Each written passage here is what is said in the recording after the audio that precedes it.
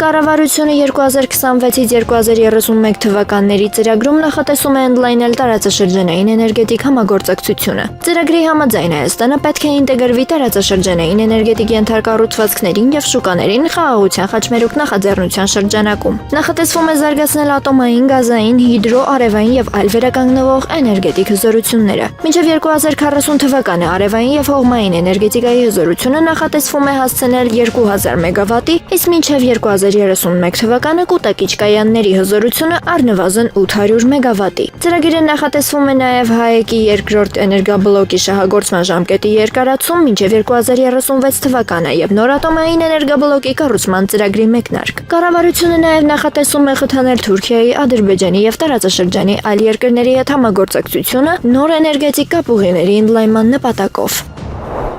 2026 թվականի առաջին 6 ամիսներին Հայաստանից Եվրամիություն արտահանման ծավալը գերազանցել է $516 միլիոն։ Կառավարության տվյալներով նախորդ տարվա նույն ժամանակահատվածում արտահանման ծավալը կազմել է շուրջ $287 միլիոն։ Այսպիսով, մեկ տարվա ընթացքում Հայաստանից ԵՄ արտահանումն աճել է ավելի քան 80%-ով։ Աճը գրանցվել է 2026 թվականի հունվար-հունիս ամիսների ընթացքում։ Ադրբեջանի իշխանությունները օկուպացված Արցախի Մարտունու շրջանում գտնվող ռուսական ուղղափառ եկեղեցին վերածել են ռազմական վարժարանի։ Այս մասին հայտնում է Արցախի մշակույթի եւ զբոսաշրջության զարգացման գործակալություն ՀԿ-ն։ Կազմակերպության փոխանցման պատմության եւ մշակույթի հուշարձանի պահպանության գոտում անցկացվում են ռազմական ուսումնավարժություններ, այդ թվում հրետանային հրաձգությամբ։ Գործակալությունը նախազգուշացնում է, որ նման գործողությունները կարող են վտանգել հուշարձանի պահպանությունն ու ֆիզիկական ամբողջականությունը։ Եկեղեցին կառուցվել է 1864 թվականին 16-րդ միգրելական գրենադերական գնդի կողմից եւ ոցվել 1868 թվականի փետրվարի 9-ին։ Արցախի հայկական վերահսկողության տարիներին այն ընդգրկված էր պատմության եւ մշակույթի հուշարձանների ցանկում եւ գտնվում էր պետական պահպանության ներքո։ Զինված ուժերում ինքնասպանությունների եւ ոչ կանոնադրային հարաբերությունների հարցերով համակարգային լուծումներ մշակելու համար միջգերատեսչական աշխատանքային խումբ կստեղծվի։ Համապատասխան որոշումը ստորագրել է վարչապետ Նիկոլ Փաշինյանը։ Աշխատանքային խմբի կազմում ընդգրկված են տարբեր գերատեսչությունների ներկայացուցիչներ։ Խմբի հիմնական խնդիրն է մշակել եւ վարչապետին ներկայացնել համապատասխան առաջարկություններ։ Որոշման համաձայն այդ աշխատանքը պետք է իրականացվի 3 ամսվա ընթացքում։ Նիկոլ Փաշինյանը հայտարարել է, որ 1991 թվականի քարտեզների համաձայն Արծվաշենը Հայաստանի տարածքն է, իսկ Տիգրանաշենը Քյարքին, Բարխուդարլուն եւ Յուղարիասկի պարան ոչ։ Վարչապետի խոսքով սահմանազատման հարցերը պետք է լուծվեն խաղաղ ճանապարհով հաշվի առնելով նաեւ սահմանամերձ բնակավայրերի բնակիչների շահերը։ Նա նշել է, որ Արծվաշենից տեղահանվածների շրջանում ոչ բոլորն են ցանկանում վերադառնալ։ Փաշինյանը նաեւ ընդգծել է, որ Ադրբեջանի հետ այս հարցի լուծման հստակ պայմանավորվածություն դեռ չկա։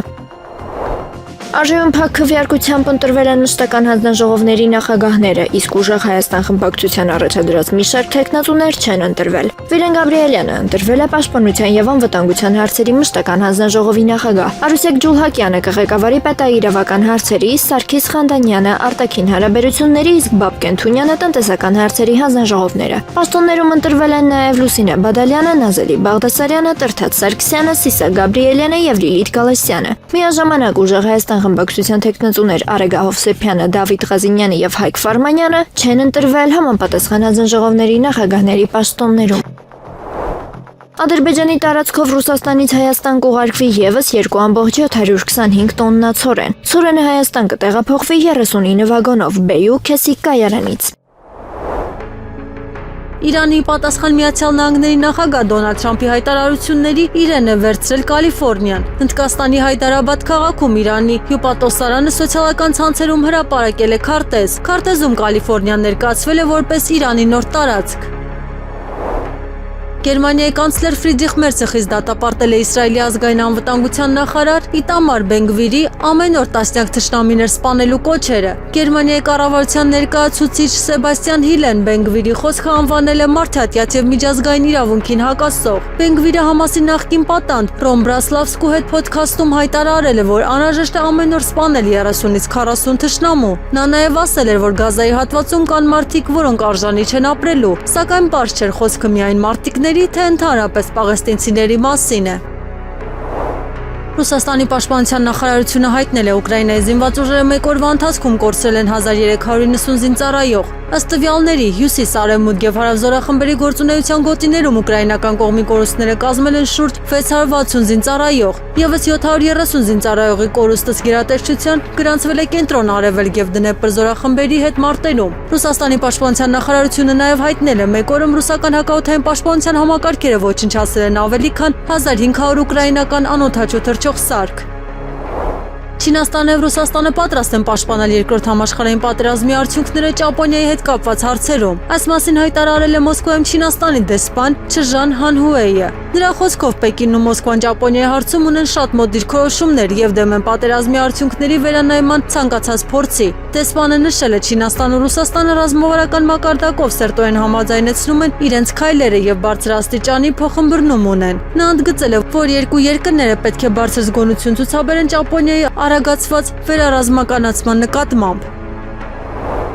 Եվրահանձնաժողովի նախագահ Ուրսուլա ֆոն դեր Լայենը հայտարարել է Ռուսաստանը պարտվում է այն պատերազմում, որը նրա խոսքով ինքն է սկսել։ Նրա հայտարարության համաձայն Ռուսաստանը ի պատասխան հարվածներ է հասցնում խաղաղ բնակչության եւ քաղաքացիական ենթակառուցվածքներին։ Ֆոն դեր Լայենը նշել է, Եվրամիությունը համագործակցում է անդամ պետությունների եւ գործընկերների հետ Ուկրաինայի հակահրթիռային պաշտպանության կարողություններին աջակցելու համար։ Նրա խոսքով այդ աջակցությունը պետք է հնարավորություն տա Ուկրաինային կանխել մարդկային զոհերը։ ԱՄՆ-ի զինվորակալները գաղտնի նավագնացության միջանցք են ստեղծել Հորմուզի նեղուցում, օրական միլիոնավոր բարել նավթ փոխադրելու համար։ Ամերիկացի զինվորականները շուրջ 2 ամիս վերահսկում են նեղուցի հարավային նավարկուղին։ Աղբյուրներից մեկի խոսքով Իրանի Իսլամական հեղափոխության պահապանների կորպուսը կարող է անհարմարություններ ստեղծել, սակայն նեղուցը չի վերահսկում։ Ներկայում նեղուցից օրական դուրս է բերվում շուրջ 10 միլիոն բարել նավթ, ինչը պատերազմից առաջ եղած ծավալի մոտավորապես կեսն է։ Վերջին շաբաթներին եղել են նաև գիշերներ, երբ Պարսից ծոցից արտահանվել է 15-ից 20 միլիոն բարել նավթ։ Ռուսաստանի պաշտպանության նախարարությունը հայտնել է ռուսական ուժերը հարվածներ են հասցրել Ուկրաինայի վառելիքաէներգետիկ եւ տրանսպորտային ենթակառուցվածքների օբյեկտերին։ Գերատեսչության տվյալներով թիրախավորվել են նաեւ անօդաչու թռչող սարքերի եւ դրանց բաղադրիչների պահեստավորման վայրերը։ Հարվածներ են հասցվել նաեւ ուկրաինական զինված կազմավորումների եւ օտարերկրյա վարձկանների ժամանակավոր տեղակայման կետերին։ Հարվածների հետևանքով թիրախներ են խոցվել Ուկրաինայի 147 շրջանում։ Գործողության ընթացքում կիրառվել են օպերատիվ մարտավարական ավիացիա, հարվածային անօդաչու թռչող սարքեր, հրթիռներ եւ հրետանի։ 2026-ից 2027 ուսումնական տարվա դասերը հանրակրթական դպրոցներում կմեկնարկեն սեպտեմբերի 1-ից։ Առաջինից 12-րդ դասարանների ուսումնական պարապմունքները 5-օրյա շաբաթվա դեպքում կավարտվեն 2027 թվականի մայիսի 21-ին, իսկ 6-օրյայի դեպքում մայիսի 22-ին։ Առաջին եւ երկրորդ դասարանների համար նախատեսված են առանձին աշնանային, ձմեռային եւ գարնանային արձակուրդների ժամանակացույցեր։ 3-ից 12-րդ դասարանների աշնանային արձակուրդները նախատեսված են հոկտեմբերի 26-ից 30-ը հնգօրյա եւ մինչեւ հոկտեմբերի 31-ը 6-օրյա շաբաթվա դեպքում։ Ձմեռային արձակուրդները 3-ից 12-րդ դասարանների համար կսկսվեն դեկտեմբերի 28-ին եւ կավարտվեն հունվարի 8-ին կամ 9-ին կախված աշխատանքային շաբաթից։ Գարնանային արձակուրդները 3-ից 12-րդ դասարանների համար նախատեսված են 2027 թվականի մարտի 22-ից 26-ը կամ 27-ը։ Հակակոռուպցիոն դատարանը վարույթ է ընդունել գլխավոր դատախազության Արմեն Աշոտյանի եւ փոխկապակցված անձանց գույքի բռնագանձման հայցը։ Դատախազությունը պահանջում է հօգուտ Հայաստանի Հանրապետության բռնագանձել 3 անշարժ գույքի գնման իրավունք։ Դրանցից մեկը գտնվում է Կենտրոն վարչական շրջանում, իսկ երկուսը Ավան վարչական շրջանում կառուցվող թաունհաուսներ են։ Պահանջվում է նաև բռնագանձել շուրջ 47 միլիոն դրամ որպես ապօրինի եկամուտների եւ միջոցների մնացորդ։ Բացի այդ, պահանջվում է բռնագանձել 338 միլիոն 366 հազար դրամ, որը ըստ դատախազության չի հիմնավորվում օրինական եկամուտներով եւ ունի ապօրինի ծագում։ Նշված գնումները ըստ ներկայացված պահանջի վերաբերում են 2005-ից 2026 թվականների ժամանակահատվածին։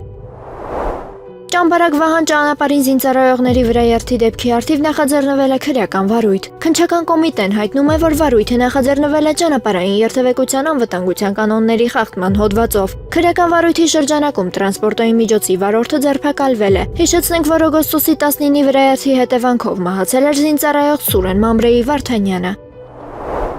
Նիկոլ Փաշինյանը հայտարարել է, որ կառավարության նոր ծրագրում բացակայում է Ղարաբաղյան շարժման գաղափարախոսությունը։ Նրա խոսքով Հայաստանի միջին եւ ավագ սերնդի գրեթե բոլոր քաղաքական գործիչները, ինչպես նաեւ երիտասարդ սերնդի շատ ներկայացուցիչներ կապված են եղել այդ գաղափարախոսության հետ։ Փաշինյանը նշել է, որ կառավարությունը վերջին տարիներին որոշել է վերաիմաստավորել տարիներ շարունակ փակ մնացած էջերը։ Նրա խոսքով այդ գործընթացի արդյունքում ձևավորվել են խաղաղության օրակարգը եւ իրական Հայաստանի գաղափարախոսությունը։ Վարչապետը հայտարարել է, որ խաղաղության օրակարգի պայմաններում կառավարությունը ճգնաժամային կառավարումից անցնելու է սովորական կառավարման։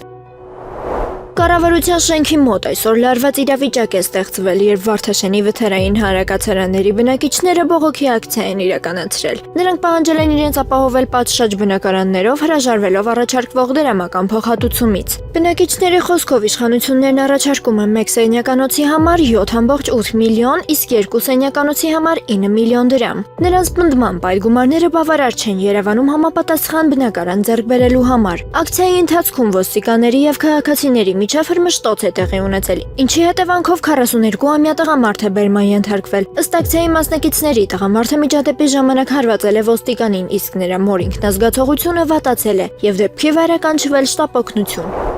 Վարչապետ Նիկոլ Փաշինյանի խոսքով ընտրությունների արդյունքներով Հայաստանում հաղթել է իրական Հայաստանի գաղափարախոսությունը։ Նա հայտարարել է, որ այդ գաղափարախոսությունը դարձել է Հայաստանի Հանրապետության պաշտոնական գաղափարախոսությունը։ Փաշինյանի խոսքով ընտրությունների արդյունքները որոշակիորեն սահմանել են երկրի զարգացման հետագա ուղղությունը։ Նա նշել է, որ Հայաստանը թևակողում է պատմության նոր փուլ, որն անվանում են 4-րդ հանրապետություն։ 3-րդ հանրապետությունը հիմնադրվել է հենց առաջին օրից կոնֆլիկտի տրամաբանությամբ։ 4-րդ հանրապետությունը ձևավորվում է խաղաղության տրամաբանությամբ, ասել է Փաշինյանը։ Ռուբեն Վարդանյանի կինը Վերոնիկա Զոնաբենդը եւ Սիրանուշ Սահակյանը օգոստոսի 17-ին հանդիպել են ՀՀ պետական կառույցների ներկայացուցիչների հետ։ Հանդիպմանը մասնակցել են ԱԳՆ մարդու իրավունքների եւ հումանիտար հարցերի վարչության, գերիների հարցով միջգերատեսչական հանձնաժողովի եւ ՄԻՊ գրասենյակի ներկայացուցիչները։ Կողմերը կարևորել են ուղիղ երկխոսության հաստատումը եւ քննարկել Ադրբեջանում պահվող հայ բանտարկյալների մի շարք մարդասիրական հարցեր։ Խոսվել է նրանց պահման պայմանների, ֆիզիկական վիճակի, բժշկական վերահսկողության ծանրոցների ու նամակների փոխանցման եւ ընտանիքների հետ կապի մասին։ Քննարկվել է նաեւ Վերոնիկա Զոնաբենդի Բաքվում կանանց միջազգային մարդասիրական առաքելություն իրականացնելու նախաձեռնությունը։ Զոնաբենդն առաջարկել է մինչեւ օգոստոսի վերջ նշանակել պատասխանատու անձ, որը մշտական կապ կապահովի մարդասիրական հարցերի շուրջ։ Թրամփը հայտարարել է, Վաշինգտոնը կարող է Իրանի դեմ սահմանել շատ դրակոնյան պատժամիջոցներ, սակայն չի մանրամասնել, թե ինչ միջոցների մասին է խոսքը։ Հորմուզի նեղուցի իրավիճակի մասին խոսելիս նա նշել է, նավերը շարունակում են անցնել այդ կարևոր ջրային ճանապարհով, սակայն երթևեկության ինտենսիվությունը կարող է որոշ ժամանակ անց նվազել։ Թրամփի խոսքով նավարկության խախտումները ստիպել են աշխարհին նավթի մատակարարման այլընտրանքային երթուղիներ փնտրել։ Նա նաև ենթադրել է, ապագայում Հորմուզի նեղուցը կարող է ունենալ ավելի փոքր նշանակություն, քան նախկինում։ Իսրայելի վարչապետ Բենյամին Նեթանյահուն հայտարարել է, Իսրայելը չի հանդուրժի Սիրիայում Թուրքիայի ռազմական ներկայությունը։ Նրա խոսքով թուրքական ռազմական ներկայությունը սպառնալիք է Իսրայելի անվտանգության համար։ Նեթանյահուն նշել է, Իսրայելը Անկարային արդեն հստակ ազդանշան է ուղարկել, որ նման գործողություններ չպետք է իրականացվեն։ Ըստ երևույթին նրանք դա լավ չեն լսել, հայտարարել է Իսրայելի վարչապետը։ Նրա խոսքով Իսրայելը ստիպված է եղել քայլեր ձեռնարկել, որպեսզի իր ուղերձը Թուրքիային ավելի հստակ հասնի։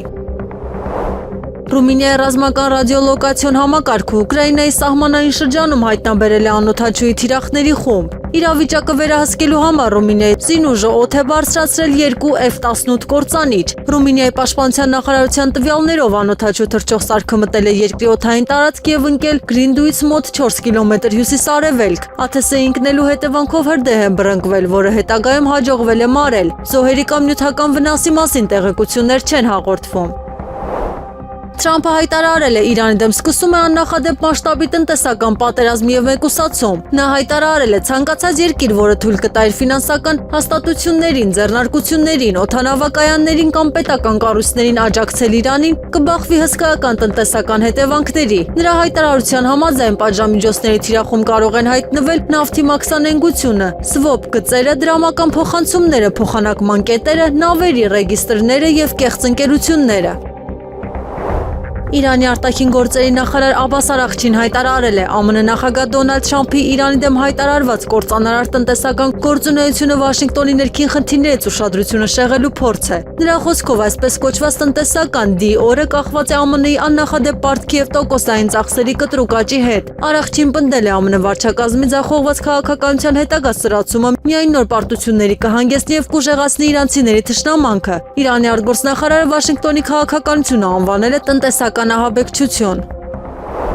Մոսկվան պատրաստ է լսել Վաշինգտոնի նոր նախաձեռնությունները Ուկրաինայի շուրջ կարգավորման հարցում, սակայն ամերիկացի ներկայացուցիչների հետ նոր հանդիպման վերաբերյալ դեռ պայմանավորվածություն չկա։ Մարիա Զախարովայի խոսքով Ռուսաստանը դեռևս որևէ կոնկրետ առաջարկ չի ստացել ամերիկացի բանակցողների հետ նոր հանդիպումների վերաբերյալ։ Նա նշել է, որ լրատվամիջոցներում պարբերաբար տեղեկություններ են հայտնվում Սթիվ Ուիթքոֆի եւ Ջարեդ Քուշների Մոսկվա հնարավոր այցի մասին, սակայն պաշտոնական հարցում դեռ չի ստացվել։ Զախարովան ընդգծել է, Ռուսաստանը պատրաստ է լսել Վաշինգտոնի կառուցողական նախաձեռնությունները, եթե դրանք հաշվի առնեն Ռուսաստանի ազգային շահերը։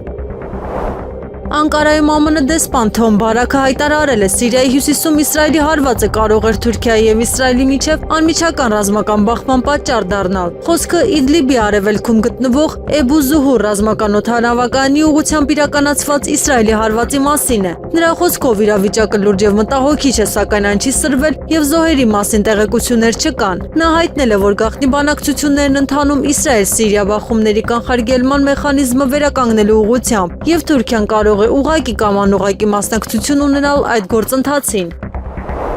Քննությունն ավարտվել է։ Վարույթը վերաբերում է պետական դավաճանության եւ պետական գաղտնիք կազմող տեղեկությունների հրապարակման դեպքերին։ ՔԿ-ի փոխանցմամբ քրեական վարույթը մեղադրական եզրակացությամբ ուղարկվել է հսկող դատախազին։ Ըստ իրավապահների Անդրանիկ Թևանյանը 2024 թվականին հավաքագրվել է օտարերկրյա հատուկ ծառայությունների կողմից եւ նրանց հանձնարարությամբ կատարել է լրտեսություն։ Քննության վարկածով նա պետական գաղտնիք պարունակող տեղեկությունները փոխանցել դրա դիմաց ստանալով 622,000 ԱՄՆ $։ Նազմանոկյանի նկատմամբ քրեական հետապնդում է հարուցվել պետական գաղտնիք պարունակող տեղեկություններ հրապարակելու հոդվածով։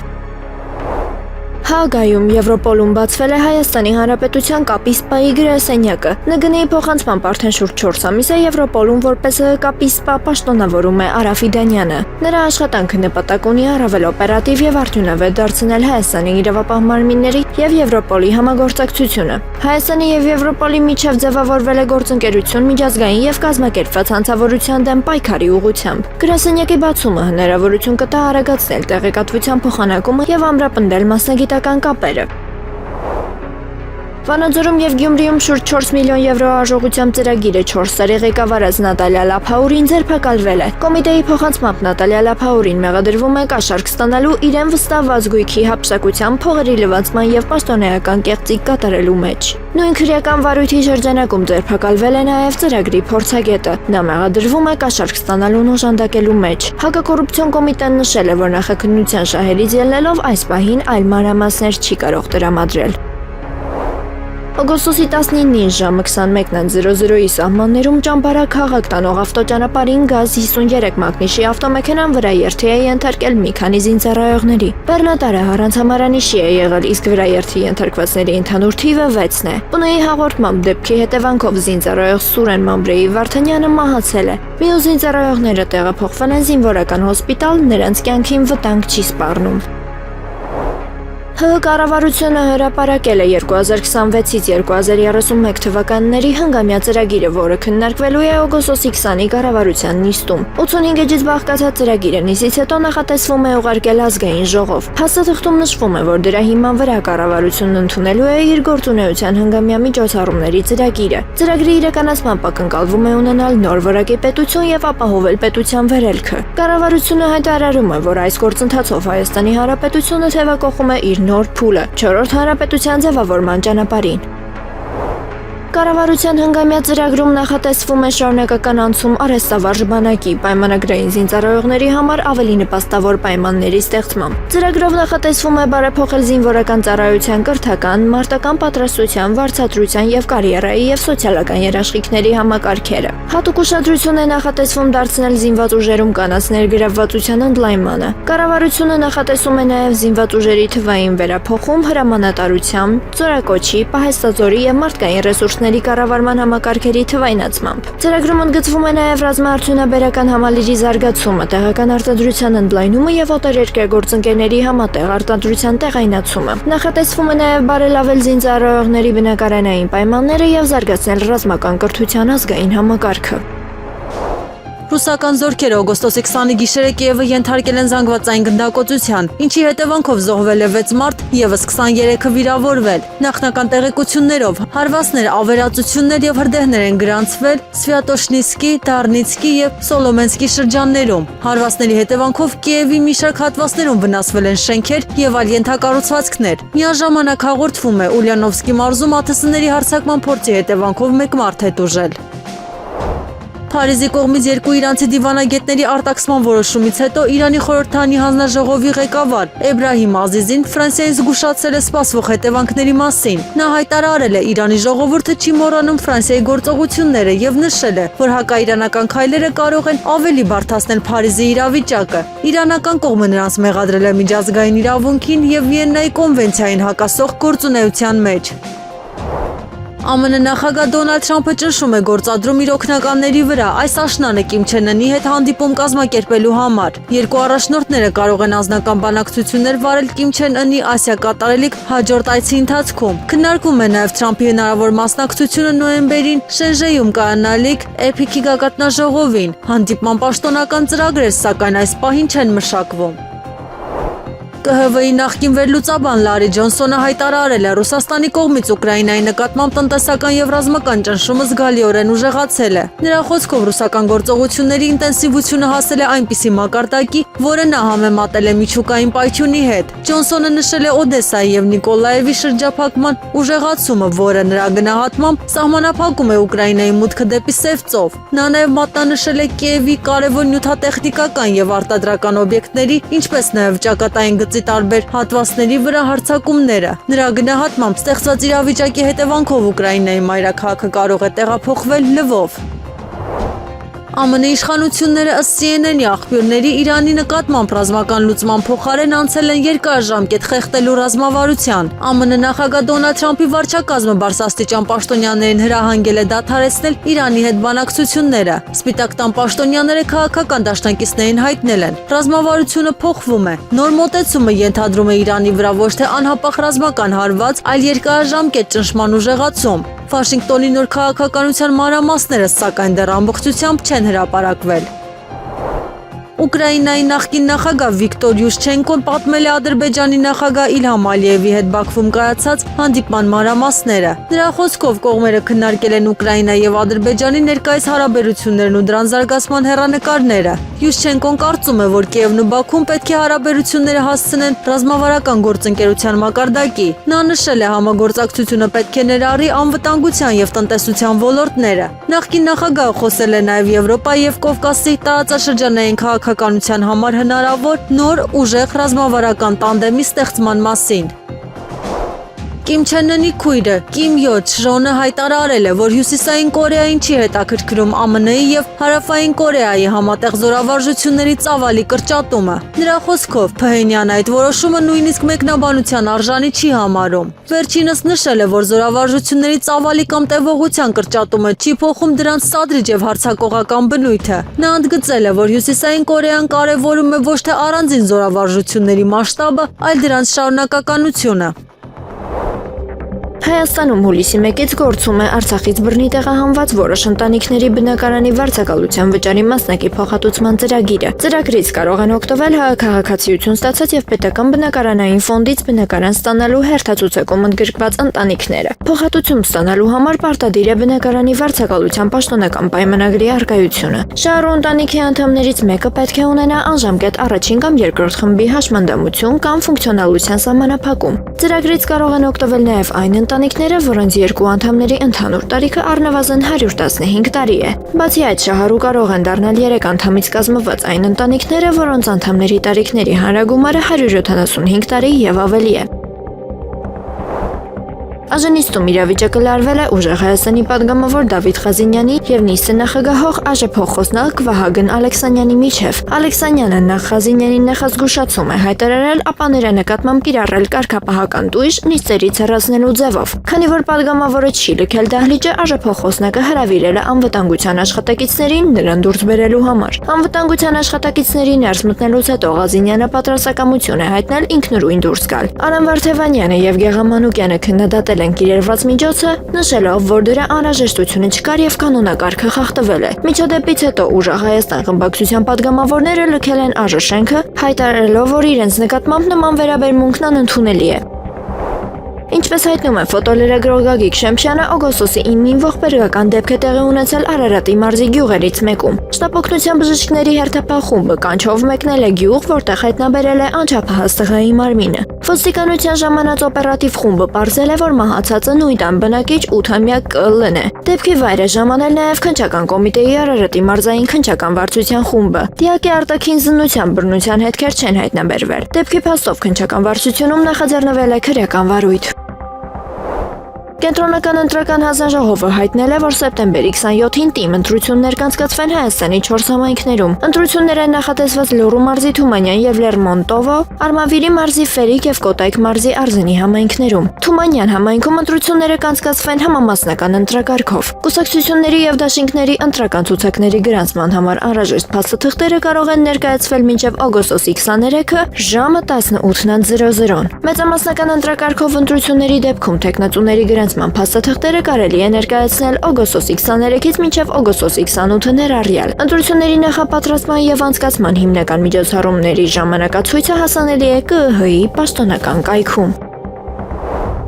ՀՀ նախարարի տեղակալի պաշտոնակատար Մնացական Սաֆարյանն ընդունել է Հնդկաստանի պաշտպանության քարտուղար Ռաջեշ Կումար Սինգհին։ Հանդիպման ընթացքում կողմերը բարձր են գնահատել Հայաստան-Հնդկաստան հարաբերությունների դինամիկ զարգացումը։ Քննարկվել է երկու երկրների միջև աճող համագործակցությանն առնչվող հարցերի լայն շրջանակ։ Զրուցակիցները մտքեր են փոխանակել տարածաշրջանային եւ միջազգային անվտանգության հարցերի շուրջ։ Մնացական Սաֆարյանը ներկայացրել է Հարավային Կովկասում խաղաղության հետագա ինստիտուցիոնալացմանն ուղղված Հայաստանի ջանքերը։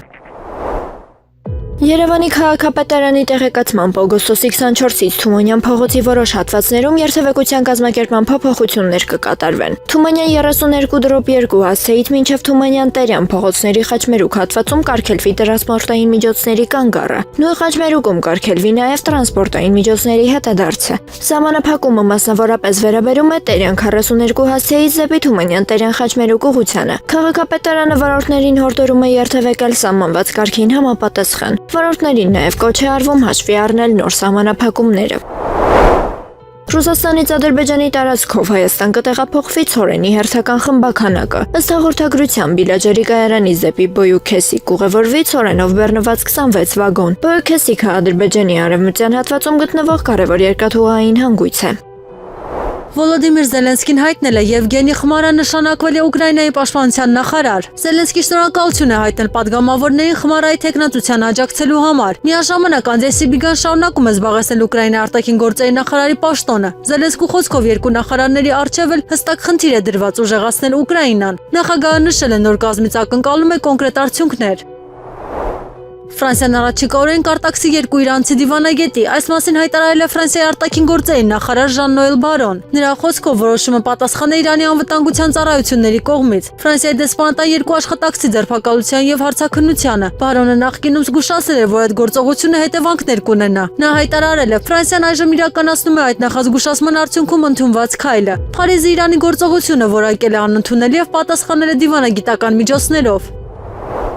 ՆԱՏՕ-ն հայտարարել է պատրաստ է դիմակայել ցանկացած սպառնալիքի եւ անհրաժեշտ քայլեր ձեռնարկել Դաշինքի անդամների պաշտպանության համար։ Դաշինքի ներկայացուցիչը մեկնաբանել է Իրանի կողմից Եվրոպայում ամերիկյան ռազմական օբյեկտներին հնարավոր հարվածների մասին տեղեկությունները։ Financial Times-ը հողմանելով աղբյուրներին հայտնել էր, որ Իրանը դիտարկում է հարավային եւ հարավարևելյան Եվրոպայում գտնվող ամերիկյան օբյեկտները որպես հնարավոր թիրախներ։ Հնարավոր թիրախների թվում նշվում են Բուլղարիայում եւ Կիպրոսում գտնվող ռազմական օբյեկտները։ ՆԱՏՕ-ում ընդգծել են Դաշինքի զսպման եւ պաշտպանության հնարավորությունները շարունակում են արդյունավետ մնալ։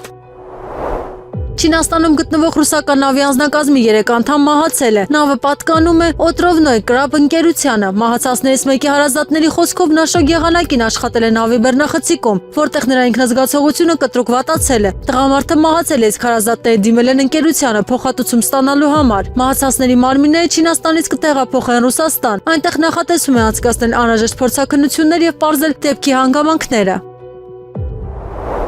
Օգոստոսի 20-ին Հանրապետության առանձին շրջաններում սպասվում է կարճատև անձրև եւ ամպրոպ։ Օգոստոսի 21-ից 24-ը Հանրապետության տարածքում սպասվում է առանց տեղումների եղանակ։ Օդի ջերմաստիճանը օգոստոսի 23-ից 24-ին աստիճանաբար կբարձրանա 2-ից 4 աստիճանով։ Երևանում օգոստոսի 20-ի կեսօրից հետո առանձին հատվածներում հնարավոր է կարճատև անձրև եւ ամպրոպ։